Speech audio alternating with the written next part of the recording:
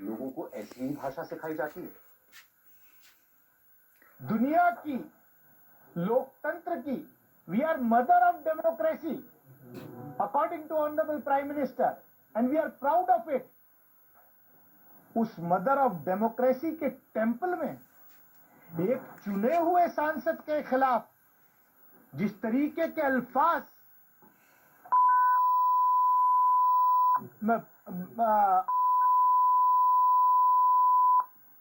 ये क्या है? इस देश में हो क्या रहा है? ये हो क्या रहा है? रूह भी कांप जाती है वो अल्फाज सुन के। मैं रात भर सो नहीं पाया, दिमाग की नस फटने को तैयार थी है मेरी। मैं करूं तो करूं क्या, जब मेरे जैसे चुने हुए व्यक्ति की स्थिति आज इस देश में यह है, तो एक आम आदमी की स्थिति क्या होगी? मैं पूछना चाहता हूं, क्या आरएसएस की शाखाओं में, क्या प्रधानमंत्री नरेंद्र मोदी जी के नए भारत की प्रयोगशाला में कैडर को यही पढ़ाया जाता है? और मुझे उम्मीद ही नहीं, पूरा यकीन है कि आदरणीय लोकसभा स्पीकर कल की घटना का संज्ञान लेते हुए जो उचित कार्रवाई है वो करेंगे। मैंने नोटिस दिया है, क्योंकि सब चीज रिकॉर्ड पे है। रमेश विधुड़ी के बयान ने विपक्ष के तमाम नेताओं को बीजेपी पर हमला करने का मौका दे दिया। सारे विपक्षी नेता बीजेपी को मुस्लिम विरोधी और अल्पसंख्यकों से नफरत करने वाली पार्टी बता रहे हैं। नेशनल कॉन्फ्रेंस के नेता उमर अब्दुल्ला ने कहा कि मोदी तो सबका साथ सबका विकास की बात करते हैं, फिर उनकी पार्टी के नेताओं के दिल में मुसलमानों के खिलाफ इतना जहर क्यों है? उमर अब्दुल्ला ने कहा कि रमेश विधुड़ी का बयान उन मुसलमानों को बार बार सुनना चाहिए जो बीजेपी को सपोर्ट करते हैं। अगर सिर्फ टेररिस्ट ही कहा होता, उसकी तो हमें आदत है। मेरा आज का पैगाम, मेरा सोशल मीडिया देखिए तो टेररिस्ट बुलाने में तो ये थकते नहीं। अंदर है मुसलमान या बीजेपी के साथ मोहब्बत की दुकान वो किस तरह ये बर्दाश्त और उनके नफरत मैं तो बीजेपी के बाहर रह के भी के बयान पर मुश्किल समझता हूँ इन चीजों को बर्दाश्त करना। जो लोग इनके साथ मैंने काम करते हैं वो रात को सोते कैसे हैं, जब उनके साथी उनके 2013 में सोचते हैं। वो अल्फाज जो उन्होंने इस्तेमाल किए वो वेदांती जी महाराज के खिलाफ इस्तेमाल हुए, सिर्फ एक इंद्रेश जी के खिलाफ नहीं। इससे पता चल जाता है कि इन लोगों और के मुसलमानों के तहत सोच क्या है, वो हमारे बारे में क्या सोचते हैं। शर्म आनी चाहिए इन लोगों को। मोहन भागवत जी को लेकिन वही पुरानी सोच, घटिया सोच। भारतीय संविधान, कुरान और नबी के फरमान के मुताबिक अपने 16 फतवों, जो राष्ट्र हित में परिवार नियोजन से लेकर के वंदे मातरम तक और बाबरी मस्जिद से लेकर 3 तलाक, लव जिहाद, मुत्ता हलाला जो इस किस्म की जबान इस्तेमाल करते हैं पर लिखे मुंह उनका धो लेते और ताकि बात करने से पहले उनकी जबान साफ हो जाती और वो इस किस्म के नाज़ेब और अमित शाह जी को, मोदी जी को इस्तेमाल नहीं करते एक कौम के लिए। तो मैं समझती और गवर्नर सतपाल मलिक चेन के पार्लियामेंट में बिल्डिंग के अलावा फिनाइल का भी इस्तेमाल करना चाहिए। अपनी 7 सूत्रीय पिटीशन के द्वारा बताया कि क्या चाहता है भारत का मुसलमान। अखिलेश यादव ने कहा कि सदन में इस तरह की भाषा इस्तेमाल करने वाले नेता के चुनाव लड़ने पर पाबंदी संज्ञान लिया गया।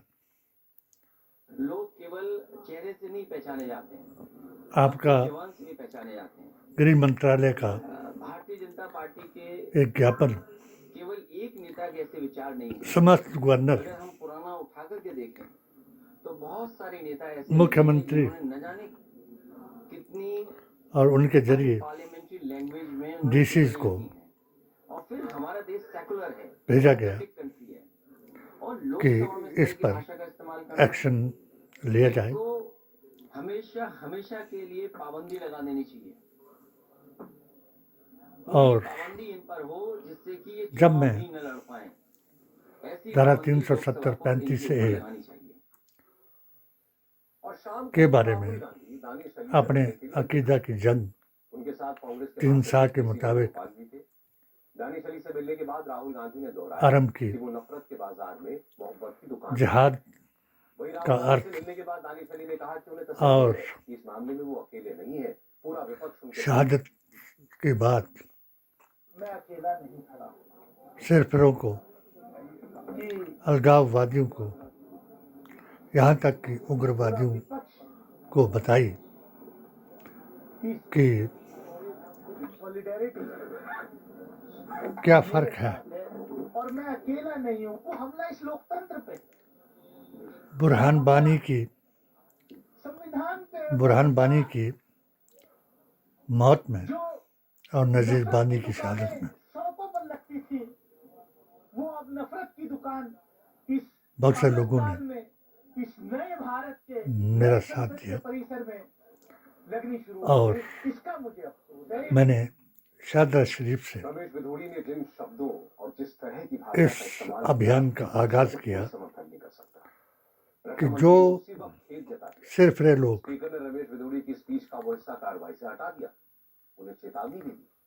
इसके बाद भी अगर विपक्ष रमेश बिधूड़ी औरत, के खिलाफ और औहदे सख्त कार्रवाई और चाहता है, पैसे तो के इस पर लिए फैसला स्पीकर को करना है। अपने ईमान को जहां जिस मुद्दे बेचकर पर सियासत का सवाल है, बीजेपी में विरोधी दलों शामिल के नेता हुए हैं, रमेश बिधूड़ी के बयान के जरिए वो बीजेपी को एंटी मुस्लिम साबित करने की अपने कोशिश अकीदे करेंगे। को दुरुस्त कर इसका लें इस्तेमाल चुनावों में भी होगा। और पीर लेकिन तरीक़त गौर करने वाली बात वली यह हिंद है कि दानिश अली बीएसपी के के एमपी, तरीके पर बीएसपी इंडिया अलायंस का हिस्सा नहीं अपने है, देश, लेकिन प्रदेश विरोधी दलों की और गठबंधन में इलाके शामिल की ज्यादातर पार्टियों ने इस मुद्दे पर दानिश अली का साथ खुशनुदी के लिए दिया। राहुल गांधी तो दानिश अली के से मिलने के लिए उनके घर भी गए, प्रयास करें लेकिन बीएसपी दानिश अली के साथ खड़ी नहीं दिख रही है। और आज मायावती का सिर्फ एक ट्वीट आया, इसी उसमें भी पेटिशन के उन्होंने जरिए सिर्फ औपचारिक मैंने विरोध निवेदन जताया। किया ये लिखा कि स्पीकर ने तो फौरन एक्शन लिया, कि मुस्लिम बीजेपी ने तंजीमों के कार्रवाई की। अध्यक्ष बीएसपी के किसी और नेता ने इस मुद्दे पर कोई बयान तक नहीं इन दिया, जबकि लोकसभा में जमातों से स्पीकर ना की बनाए स्थिति जाएं थी। इसीलिए ये प्रयास कि लगाया जा जिनके रहा है लिए कि दानिश अली बीएसपी छोड़ कुरान सकते हैं।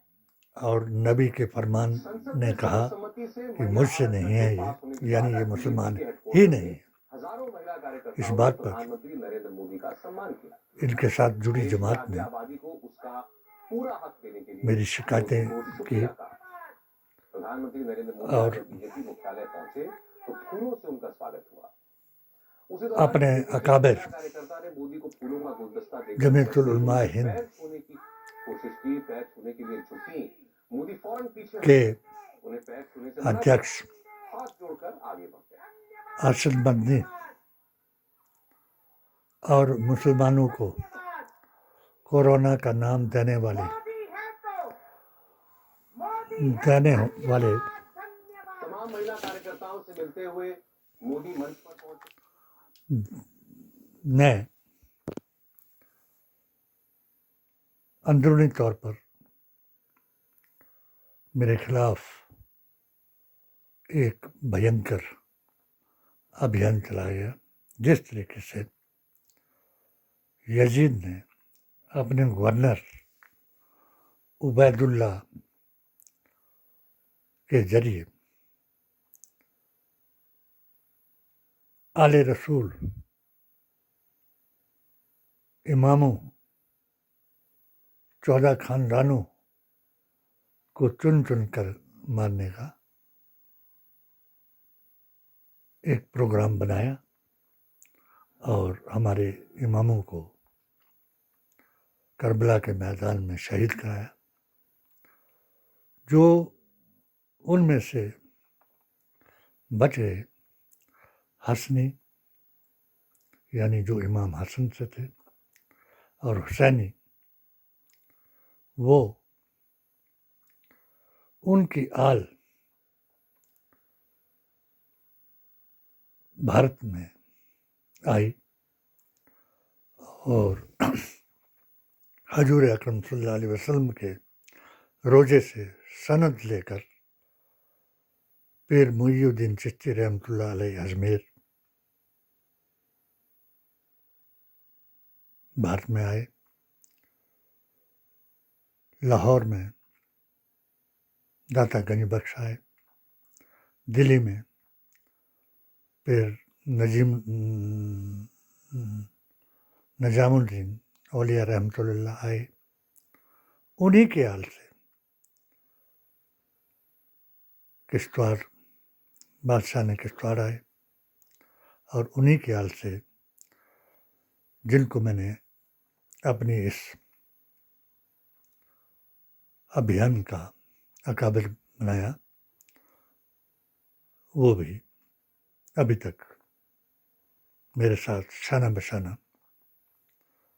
इन सिर्फ मुसलमानों को और ये सुनने वाले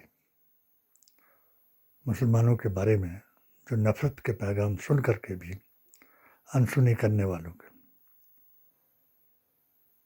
को बताया। हमारा एक सूत्रीय प्रोग्राम था कि इनको मुस्लिम तंजीमों का अध्यक्ष न बनाया जाए। क्यों? कि ये दीन इस्लाम को बदनाम कराने के लिए हर मुसलमान को उग्रवादी, आतंकी, गद्दार जैसे लफ्ज़ों से नवाजने में गुरेज नहीं करते, और मोदी जी अपने कानों से, एक कान से सुन करके दूसरे कान से निकाल देते हैं, जैसे दानिश के साथ हुआ। अब वैसे ही जब मेरे खिलाफ ये हिंदुत्व और शरिया के ठेकेदार हुए, तो मुझे अपनी पेटिशन के जरिए एसपी चंबा मोनिका जी को 77 पुस्तक पेश करके ये कहना पड़ा कि कुछ लोग धारा 370 और 35A के बारे में, कुछ लोग अध्यक्ष बनने के लिए, और कुछ लोग मुझे ऐसे साधुओं को कि जिन्होंने सीता माता का हनन किया था, उनको राक्षस कहने का, और जिन्होंने इमामों को कत्ल किया था उनको काफिर कहने का बुरा लगा, और वो मुझे रास्ते से हटाने के लिए प्रयत्न किए। FIR लॉन्च हुई, मैंने आदमियों के नाम दिए थे। MLA जो उपाध्यक्ष बन चुके थे और वो उनको सपोर्ट कर रहे थे, और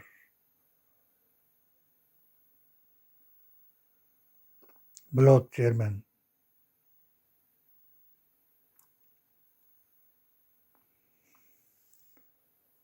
और जिला परिषद प्रधान, यानी पूरा ब्लॉक, और 3 P जिनको मैं कहता हूँ कि 3 बेईमान P जो हैं वो भारत को यहाँ तक लाई हैं, और 3 ईमानदार P जो हैं वो भारत को बचाने के लिए कोशिश कर रही हैं। वो 3 बेईमान P हैं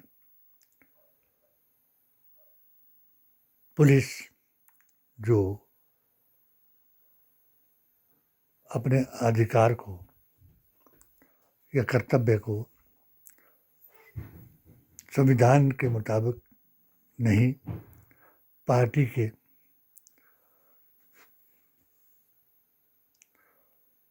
मुताबिक निभा रही हैं। और दूसरा प्रेस, जो हिंदुत्व के नाम पर मोदी जी को एक स्टार बनाकर हिंदू राष्ट्र बनाने के लिए प्रयत्नशील हैं, और रेंटेड मुल्लाओं और रेंटेड एंकर से तरह तरह के बयान करा करके नफरत का पैगाम दे रहे। मुझे बात हैरानी हुई जिस वक्त मैंने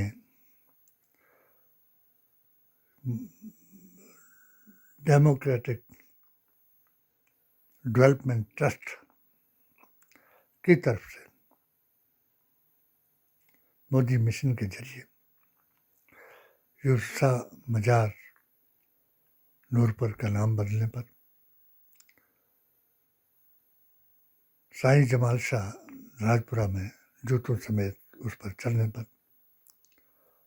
और साईं बाबा कहानी का मज़ार गिराने और उसका सामान चुराने पर ऐतराज़ किया, तो उस पर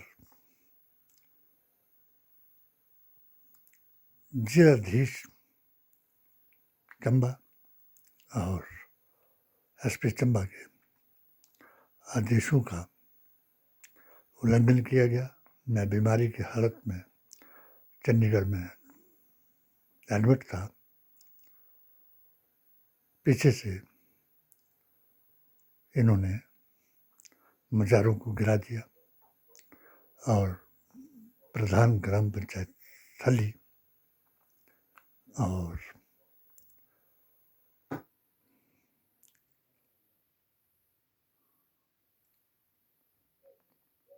चेयरमैन ब्लॉक तेसा की मदद से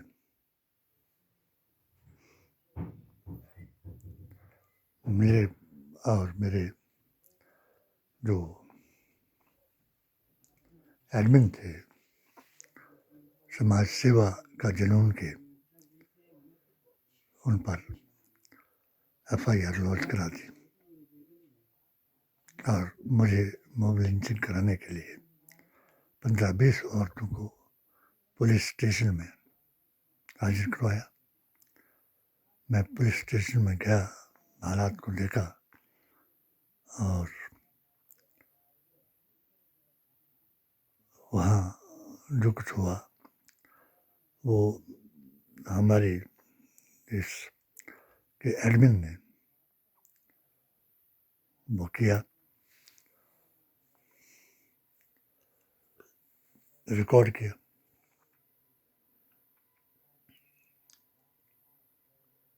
और मैं वहाँ से चला गया, यानी भाग गया। जब मैंने वातावरण को देखा तो मैं चंडीगढ़ था, तो पीछे से वो जो मज़ार का काम था उसके डंगों को गिरा दिया, सामान को लुटा दिया, पत्थरों को चेयरमैन ने अपने जंगलात के डंगों पर लगा दिया और एक जाली वीडियो बनवा करके कि वो भाग गया है। तो फिर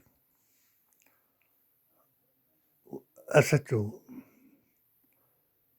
को उन्होंने अपने पक्ष में करके उनको जो गाइडेंस देनी थी वो दी और मेरे दोनों बेटों को फ़ोन करवाया कि उस संत के बूढ़े को उठा करके ले आओ वरना हम घसीट करके ले जाएंगे। यानी इतना डरा दिया कि मानो मैंने कोई इतना देशद्रोही काम किया हो या उग्रवाद किया हो या फसाद किया हो।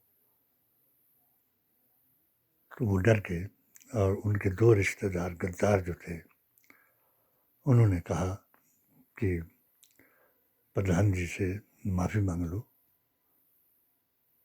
और उनसे मंगवाई होगी या नहीं मंगवाई मुझे मालूम नहीं। जब मैं वापस आया तो मैंने रिप्रेजेंट किया जिलाधीश महोदय को और फिर एसपी साहब को, तो वही पिटीशन की कॉपी मैंने उनको दी और एक गृह मंत्री के ज्ञापन को थाने का चौकी का सिपाही और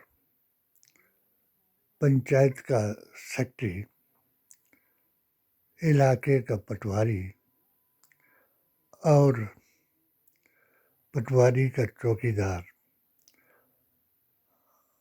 और पंचायत का चौकीदार गिदड़ परवाना समझ करके मेरे खिलाफ गवाही दिला करके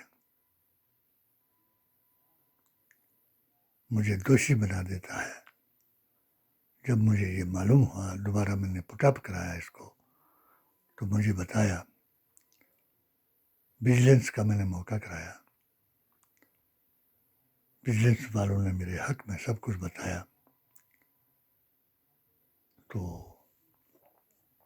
उस विजिलेंस की रिपोर्ट को भी कैंसिल कराया और मेरे खिलाफ जितने भी इल्ज़ाम लगाए, तहमतें लगाई, उसका जिम्मेदार मेरे बेटों को, पोते को और मेरी औरत को बनाया और उस बद औरत के जरिए मेरे ऊपर केस करवाया। आज मुझे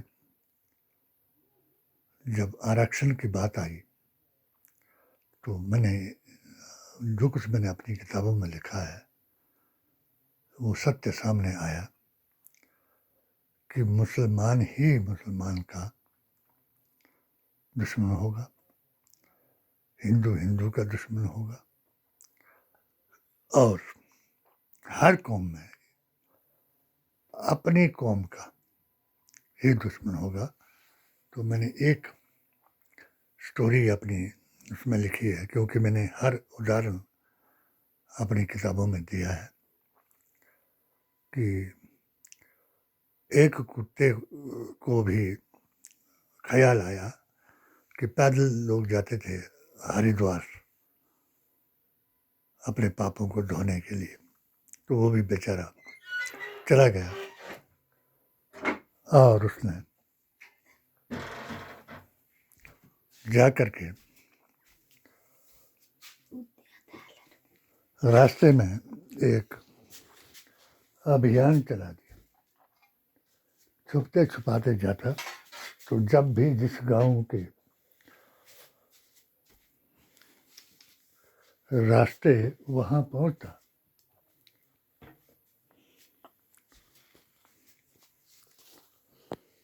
तो रास्ते में उसे किसी ने तंग नहीं किया। उसी की बरादरी के जो मिलते तो उसको रास्ता छोड़ना पड़ता। जब वो वापस आया तो पूछा किसी ने उससे कि भाई कैसे कैसे तू पहुंचा और कैसे आया? कहा मुझे किसी से खतरा नहीं हुआ, सिर्फ अपनी कौम ने ही मुझे काटा। यही जब मेरे साथ हुआ तो मैंने उनको आगाह किया